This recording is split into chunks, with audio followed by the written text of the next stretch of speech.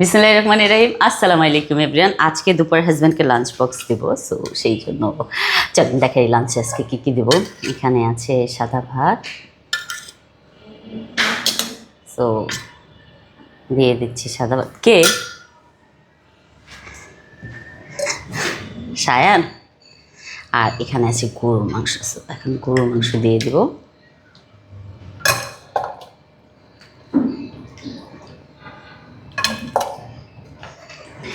এই বড় বড় আলুটা দেওয়া না আমি আমার আম্মার থেকে শিখছি। আমার আম্মা ছোটোবেলায় এভাবে রান্না করতো। আমাদের মানে আলু ক্ষেত ছিল, সো ওখান থেকে দেখতাম ছোট্ট আলুগুলো উঠে আয় না আম্মা মাংসের মধ্যে দিত। তো ওই অভ্যাসটা আমার এখনও রয়ে গেছে। এটা আমার হাজব্যান্ডও অনেক পছন্দ করে, প্লাস হলো আমার বাচ্চারাও অনেক পছন্দ করে। বাচ্চা বলতে তো জায়ান এখন খায় শুধু, সো জায়ানও পছন্দ করে। আচ্ছা, যেটা আরেকটা জিনিস দিব সেটা হলো শাক। এই শাকটা না আমি ওদিন নিজ হাতে যে কেটে তারপরে আনছি।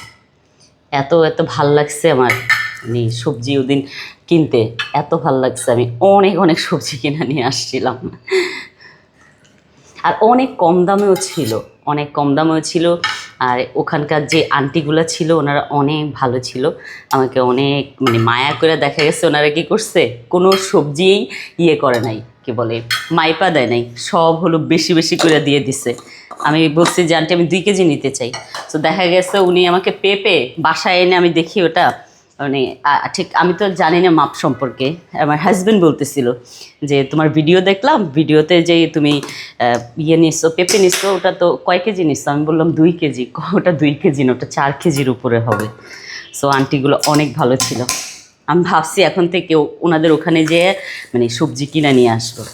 খুব খুশি হয়েছে, মানে আমি ঘুরতে ঘুরতে পূর্বাচলের ভিতরে গেছিলাম, সো ওনারা খুব খুশি হয়েছে আমার কাছে সবজি বিক্রি করে। তো এই যে লাঞ্চ বক্সটা রেডি, ফ্রেশ ফ্রেশ খাবার বাসার থেকে অফিসে চলে যাবে। Thank you so much for watching my video. Bye by.